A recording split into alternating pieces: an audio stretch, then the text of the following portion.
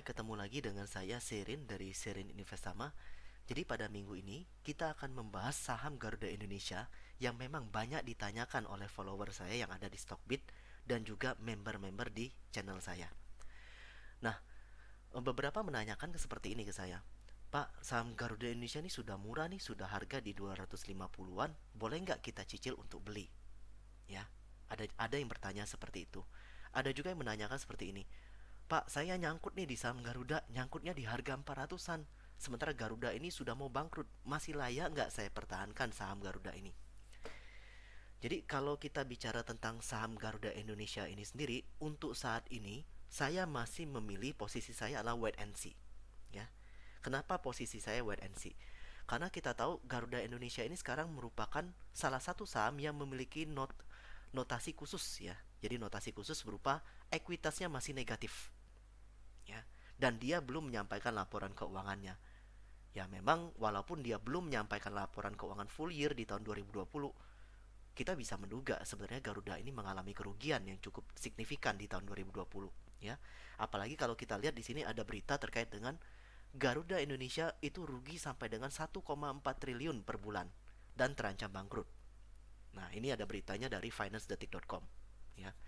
Jadi kalau kita lihat dia memang belum keluarin laporan keuangan, tapi indikasinya laporan keuangannya memang menurun kinerjanya. Kalau kita lihat dari beberapa berita-berita yang menyatakan Garuda ini mengalami kerugian setiap bulannya. Nah, selain itu memang Garuda ini juga terancam bangkrut, ya. Jadi saya memilih wait and see dulu karena Garuda Indonesia ini terancam bangkrut dan belum jelas bagaimana skenario penyelamatan yang dipilih. Jadi kalau kita bicara tentang skenario penyelamatan dari Garuda Indonesia, sebenarnya pemerintah Indonesia dalam hal ini Kementerian BUMN sudah merencanakan 4 opsi penyelamatan. Nah, ini kita akan kupas satu persatu ya secara ringkas saja. Opsi yang pertama, dia terus mendukung Garuda. Jadi pemerintah akan melakukan penyuntikan dana tambahan ya atau memberikan ekuitas tambahan ke Garuda Indonesia supaya mereka bisa tetap beroperasi selama pandemi ini ya. Nah, tetapi sebagai catatan di sini, ya Kementerian BUMN juga memberikan catatan kalau ternyata suntikan dana ini tidak mampu memperbaiki kinerja Garuda Indonesia ke depannya dan memang pandemi Covid ini terus berlanjut, ya. Maka yang terjadi memang ini akan menimbulkan hutang warisan yang besar di masa yang akan datang. Ya, otomatis kalau kita bicara kasarnya, ini hanya menunda kepilotannya saja. Kalau ternyata suntikan dana ini tidak berhasil dimanfaatkan dengan baik oleh Garuda Indonesia. Jadi ini kira-kira opsi yang pertama. Opsi yang kedua, menggunakan hukum perlindungan kebangkrutan untuk merestrukturisasi Garuda. Jadi kalau di Amerika Serikat itu ada yang namanya US Chapter 11 ya. Ini ini hukum yang menyatakan bahwasannya perusahaan-perusahaan yang mengalami kesulitan keuangan atau financial distress dikarenakan oleh yang namanya force major atau kejadian-kejadian di luar dugaan yang memang tidak bisa diantisipasi oleh perusahaan ataupun juga regulator itu sendiri, maka dia berhak mengajukan yang namanya perlindungan kebangkrutan. Dengan cara apa? Menunda kewajiban-kewajibannya secara jangka pendek maupun jangka panjang. Ya, di Indonesia ini dikenal dengan PKPU. Kalau di Amerika Serikat ini boleh langsung diajukan dan biasanya akan disetujui kalau memang ada force major seperti adanya pandemi COVID ini. Tapi kalau kita bicara di Indonesia, ini harus melalui proses pengadilan yang panjang. Jadi ini harus melalui proses persidangan supaya PKPU-nya dikabulkan atau PKPU-nya tidak dikabulkan. Penundaan pembayaran kewajibannya dikabulkan atau tidak dikabulkan. Nah, memang ada tumpang tindih terkait dengan tidak jelas apakah undang-undang kepilotan di Indonesia ini mengizinkan restrukturisasi secara langsung tanpa adanya proses hukum lanjutan. Ya. Jadi ini memang resiko-resikonya dari opsi yang kedua. Kemudian opsi yang ketiga, merestrukturisasi Garuda dan mendirikan perusahaan maskapai nasional baru. Jadi Garuda ini dibiarkan melakukan restrukturisasi, di saat bersamaan pemerintah akan mendirikan sebuah maskapai nasional yang baru untuk menggantikan Garuda. Ya sebenarnya ini kalau kita bicara ini sebenarnya ini opsi yang melarikan diri ya. Jadi lebih kepada ya udahlah biarin aja lah Garuda restrukturisasi dulu. Kalau nggak berhasil toh kita sudah ada pengganti dari Garuda. Kurang lebih seperti itu dari opsi yang ketiga ini ya. Intinya gini, pemerintah tuh nggak mau kehilangan yang namanya national flag carrier ya, atau kita bilangnya itu ya maskot dari penerbangan nasional Indonesia lah. Selama ini kan maskot dari penerbangan itu Garuda. Pemerintah nggak mau kehilangan itu. Nah, maka dengan opsi yang ketiga ini, pemerintah mau coba benerin dulu Garuda dengan restrukturisasi. Kalau nggak bener, sekaligus dia sudah mendirikan perusahaan penerbangan baru, ya, untuk menggantikan Garuda kalau Garuda ini gagal dalam restrukturisasinya. Jadi ini opsi yang dalam tanda kutip ya melarikan diri juga ya saya bilangnya ya. Opsi yang keempat, Garuda dilikuidasi dan sektor swasta dibiarkan untuk mengisi kekosongan. Memang catatan negatifnya ini akan mencoreng dunia penerbangan Indonesia karena Indonesia nggak punya lagi maskapai penerbangan nasional yang memang dimiliki oleh pemerintah. Jadi semuanya diserahkan oleh swasta. Nah, sebenarnya dari empat opsi ini mana yang paling mungkin ya? Jadi sebenarnya kita nggak bisa berandai-andai mana yang paling mungkin, tetapi merujuk kepada berita yang dikeluarkan oleh IDX. Ya, di sini ada sebuah berita. Jadi Erick Thohir bongkar penyebab keuangan Garuda itu terus merugi. Jadi penyebabnya itu sudah dapat ya, penyebabnya karena Garuda ini lebih fokus kepada yang namanya kita bilang itu rute penerbangan internasional dibanding dengan penerbangan nasional. Padahal internasional itu biayanya lebih tinggi dan memang penumpangnya lebih sedikit dibandingkan dengan rute penerbangan nasional. Nah, jadi kalau di sini kita baca di sini ya, Erick Thohir bilang ini kesempatan sinkronisasi dengan kementerian lain. Kalau airport titiknya dibuka dari airport itu, maka Garuda bisa menyebar ke 20 kota. Artinya dia ingin membuka rute nasional. Dia ingin Garuda lebih fokus pada rute dalam negeri dibanding dengan rute luar negeri. Jadi rutenya domestik ya. Kemudian dia menilai langkah tersebut terobosan paling realistis untuk menyelamatkan industri penerbangan negara. Sebab Garuda mempekerjakan setidaknya 1.300 pilot dan awak kabinnya ada 2.300 pegawai. Ya. Nah, dia juga menyatakan jadi kita patut bersyukur, tinggal bagaimana mencari cara agar Garuda ini bisa berkelanjutan atau sustainable. Karena Indonesia negara kepulauan dan domestic market kuat, maka harus bisa menjadi peluang. Nah, sebenarnya apa yang bisa kita simpulkan dari statement Erick Thohir ya terkait dengan Garuda Indonesia? Sebenarnya Erick Thohir ini ingin Garuda Indonesia ini tetap berkelanjutan, tetapi dia mengubah yang namanya proses bisnisnya, di mana nanti proses bisnisnya itu lebih kepada rute domestik dibandingkan dengan rute-rute internasional. Jadi dia lebih menekankan pada rute domestik itu sendiri ya. Nah, artinya kalau kita lihat dari kemungkinan ini, ada kemungkinan memang opsi yang pertama dan juga opsi yang kedua ini menjadi pilihan dari si Erick Thohir ini. Semoga saja seperti itu ya. Kalau memang opsi yang pertama atau opsi yang kedua ini dilakukan atau dijalankan untuk menyelamatkan Garuda, maka saya kira Garuda masih memiliki harapan. Garuda masih memiliki harapan kalau memang dilakukan seperti itu.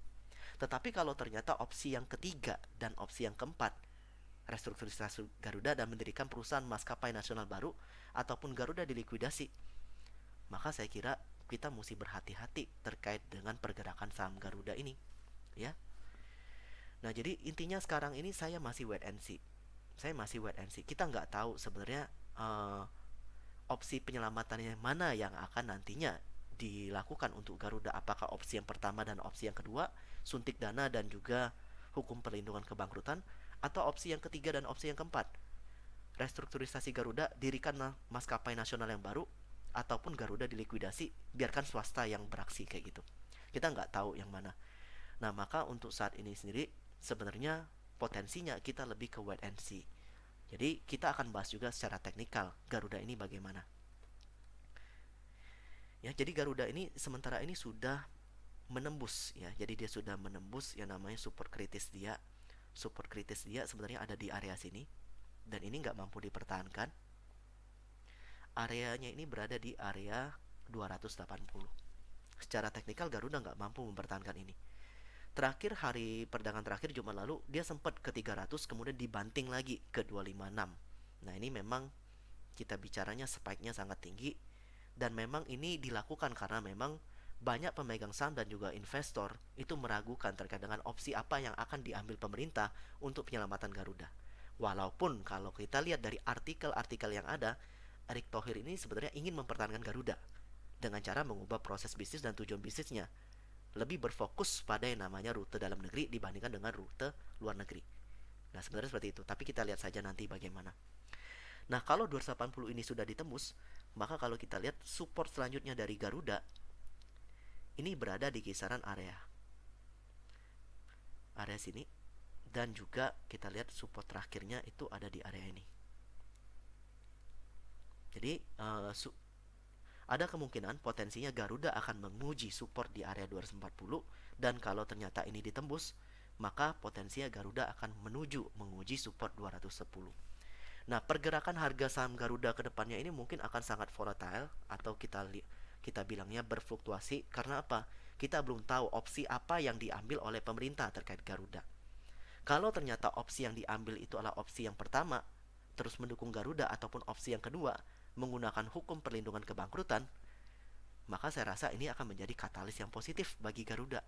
Dan kalau ternyata dia mampu menembus kembali area 280, ini boleh kita mulai pantau ya, boleh kita mulai untuk beli dengan stop loss di bawah 280 kalau dia sudah menembus di atas 280 ya. Tapi kalau ternyata opsi yang dipilih oleh BUMN atau pemerintah, Kementerian BUMN atau pemerintah, itu adalah opsi yang ketiga dan opsi yang keempat, maka lebih baik kita wait and see dulu. Kita nggak bisa berbuat apa-apa dalam hal ini. Jadi lebih baik kita wait and see. Dan kalau yang punya saham Garuda, ada baiknya dipertimbangkan untuk diganti dengan saham lain untuk recovery, atau untuk kita bilang itu ya pemulihan lah dari portofolio Anda ya. Apalagi kalau ternyata opsi yang diambil itu adalah opsi yang keempat, likuidasi. Ini agak berbahaya ya. Nah, mungkin itu saja penjelasan saya terkait dengan Garuda Indonesia. Intinya posisi sekarang lebih baik wait and see dulu ya. Jadi kalau ada yang pertanyaan terkait dengan, Pak, boleh nggak saya ambil Garuda sekarang? Kayaknya udah bottom nih, udah di 250-an. Lebih baik wait and see dulu. Jangan dulu ya. Kita lihat dulu katalis positif atau katalis negatif yang datang nantinya seperti apa ya. Itu yang kita lihat. Kemudian yang kedua terkait dengan follower yang bertanya, Pak, saya ada Garuda di harga 400. Untuk kalian yang punya Garuda di harga 400 atau di harga puncak, ya langkah sekarang nggak ada. Sebenarnya langkah sekarang langkah mati. Mau nggak mau, suka nggak suka, sebaiknya wait and see dulu. Lihat opsi apa yang diambil oleh pemerintah. Kalau ternyata opsi yang diambil itu adalah opsi penyelamatan dengan suntik dana ataupun hukum perlindungan kebangkrutan tadi, maka ini akan jadi katalis negatif dan kamu bisa manfaatkan, kamu bisa hold. Tapi kalau ternyata opsi yang diambil pemerintah adalah opsi ketiga, restrukturisasi Garuda, dirikan perusahaan maskapai baru ya, ataupun likuidasi dari Garuda itu, atau biarkan melikuidasi Garuda, maka lebih baik kamu jual saham Garuda kamu, kemudian ganti saham lain ya untuk pemulihan portofolio. Nah, jadi ini mau nggak mau ini yang bisa kita lakukan untuk sekarang ya. Nah, supportnya ada di berapa untuk sekarang? Supportnya itu ada di 240 dan ada di 210. Garuda baru bisa dikatakan aman secara teknikal kalau dia bisa bertahan di atas 280 atau kembali menembus di atas 280. Apalagi kalau misalkan disertai dengan katalis positif. Jadi langkah terakhirnya kita lebih kepada wait and see dulu. Nah, mungkin ini saja yang bisa saya sampaikan terkait dengan Garuda Indonesia. Saya harap bagi kalian investor dan juga trader Garuda Indonesia bisa lebih sedikit hati-hati dan jangan lupa tetap gunakan money manajemennya ya. Jadi jangan sampai kamu all in ya, jangan sampai kamu gunakan pinjol dan sebagainya. Hati-hati ya, pasar modal tidak akan berbelas kasihan kepada kita. Nah, mungkin itu saja, terima kasih.